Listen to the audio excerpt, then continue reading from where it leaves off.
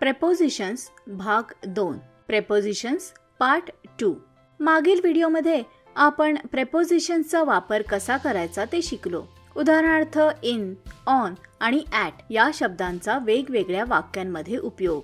हा व्हिडिओ आपल्याला under, behind, near, into, over यासारखी अजून काही प्रेपोजिशन शिकायला मदत करेल. चला आपण अंडर या शब्दापासून सुरुवात करूया. हा फोटो पहा. मांजर कुठं आहे ते तुम्हाला दिसत आहे का? हो, मांजर टेबलाच्या खाली झोपली आहे. मग इंग्लिशमध्ये आपण म्हणू the cat is sleeping under the table. Under या शब्दाचा अर्थ आहे च्या खाली. अजून काही उदाहरणं पाहू. The dog is sleeping under the tree. They are standing under the umbrella. The shoes are under the bed. आता प्रेपोजिशन बिहाइंड याबद्दल जाणून घेऊ. ही मुलगी कुठे उभी आहे ते दिसत आहे का? मुलगी झाडाच्या मागे उभी आहे. The girl is standing behind the tree. तर बिहाइंडचा अर्थ आहे च्या मागे. अजून काही उदाहरणं पाहू. The ball is behind the box. The cat is behind the sofa.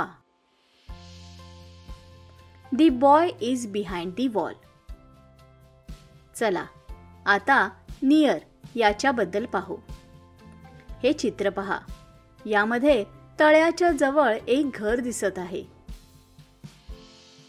इंग्लिशमध्ये आपण म्हणू शकतो The house is near the pond. आता तुम्हाला कळलं असेल की नियर म्हणजे च्या जवळ. अजून काही उदाहरणं पाहू. He sat near the door.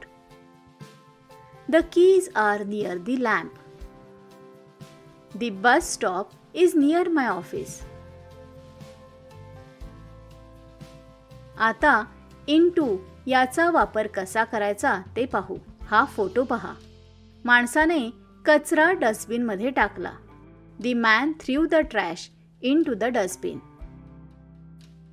एखादं ठिकाण, वस्तू किंवा क्षेत्रामध्ये जाणाऱ्या गोष्टींबद्दल बोलताना आपण इनटू या शब्दाचा वापर करतो.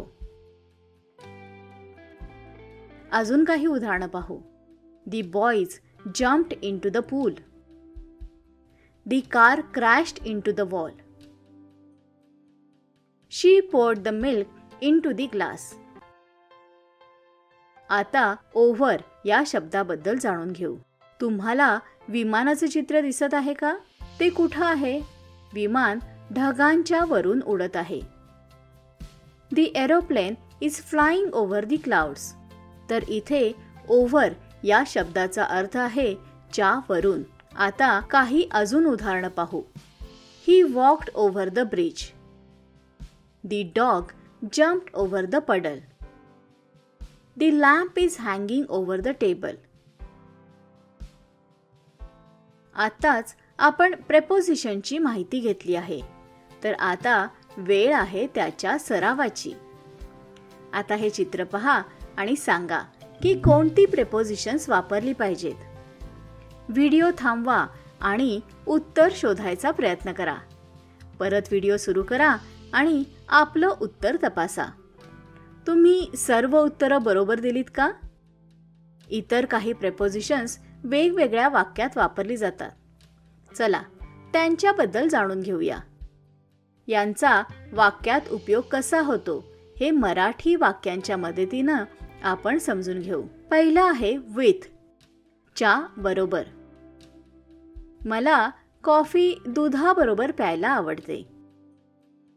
I like to drink coffee with milk. तो नेहमी त्याचा लॅपटॉप त्याच्याबरोबर घेऊन जातो. He always carries his laptop with him. कुत्रा त्याच्या नवीन खेळण्यांशी मजेत खेळला. The dog played happily with its new toy. आता पुढची प्रेपोजिशन्स पाहू. For, च्या साठी. ही भेट तुझ्यासाठी आहे. The gift is for you. यासाठी तू किती पैसे the less? How much did you pay for this? दूध तुमच्या तब्येतीसाठी चांगलं आहे. Milk is good for your health. आता टू या शब्दाचा वाक्यात उपयोग कसा होतो ते पाहू. त्याने आपल्या मित्राकडे पुस्तक दिलं. He handed the book to his friend. तिने आपल्या आजीला एक पत्र लिहिलं. She wrote a letter to her grandmother. आता अजून एक प्रेपोजिशन पाहू. इनसाइड, च्या मध्ये किंवा च्या आत. लिफाफ्यामध्ये एक पत्र होतं. There was a letter inside the envelope.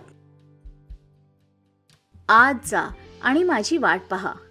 Go inside and wait for me. प्रेपोजिशनचा उपयोग जवळपास सर्व वाक्यांमध्येच होतो. म्हणूनच तुम्ही त्यांचा वापर करण्याची पद्धत शिकला असाल अशी आम्हाला आशा आहे. अभ्यास करत रहा.